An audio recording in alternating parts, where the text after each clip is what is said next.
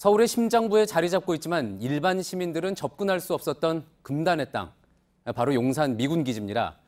1904년 일본군이 주둔한 이래 114년간 굳게 닫혔던 문이 오늘 열렸습니다. 부지 반환 절차가 진행 중인 이곳을 시민들이 우선 버스로나마 돌아볼 수 있는 프로그램이 시작됐습니다. 이 프로그램은 연말까지 6차례 진행됩니다. 당장 많은 사람들이 참여하기는 어렵지만 그 상징적인 의미는 작지 않습니다.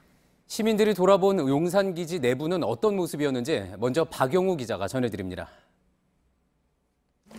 부대 안으로 들어서자 빨간 벽돌로 쌓아 올린 건물이 보입니다.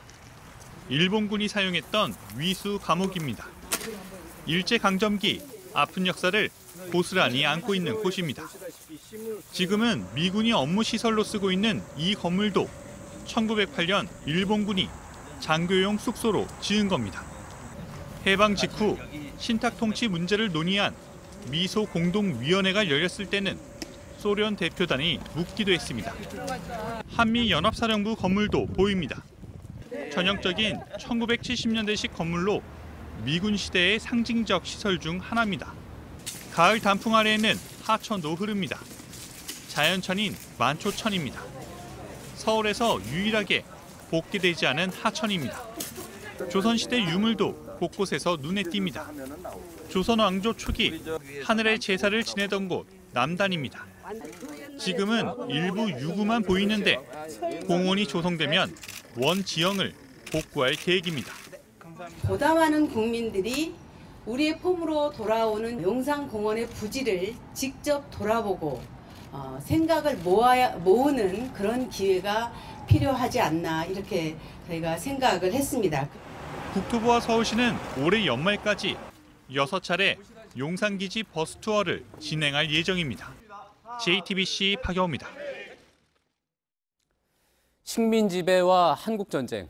앞서 보셨듯이 용산 미군 기지터는 우리의 아픈 현대사가 고스란히 녹아 있는 곳입니다. 2003년 한미 정상 간 반환을 합의한 이후에 15년째 절차가 진행 중인데 온전히 시민의 품으로 돌아오려면 아직도 거쳐야 할 게 많습니다. 송승환 기자입니다. 남쪽엔 한강이 흐르고 북쪽엔 북한강과 남산을 등진 천혜의 요새 용산. 1904년 러일 전쟁을 기점으로 일본군은 이 땅을 전진기지로 썼습니다. 389만 제곱미터가 군용지로 강제 수용되면서 일반인은 출입할 수 없는 금단의 땅이 됐습니다.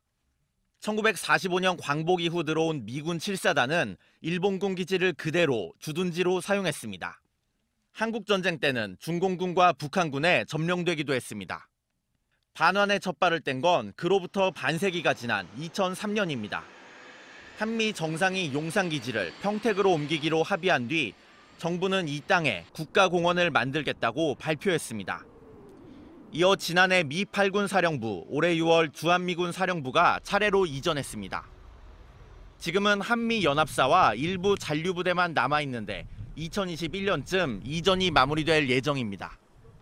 이후 2027년까지 국가공원으로 재탄생시키겠다는 게 정부의 목표입니다.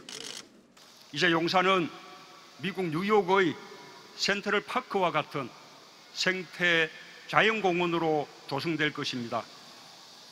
2005년 선포된 국가공원 조성 계획을 이제야 본격적으로 추진할 수 있게 되었습니다. 하지만 완성 시기는 다소 미뤄질 가능성이 큽니다. 미군이 모두 빠져도 부지 반환 협상과 환경조사를 거쳐야 하는데 관계부처에선 이 과정이 예상보다 길어질 수 있다는 관측이 나옵니다. JTBC 송승환입니다.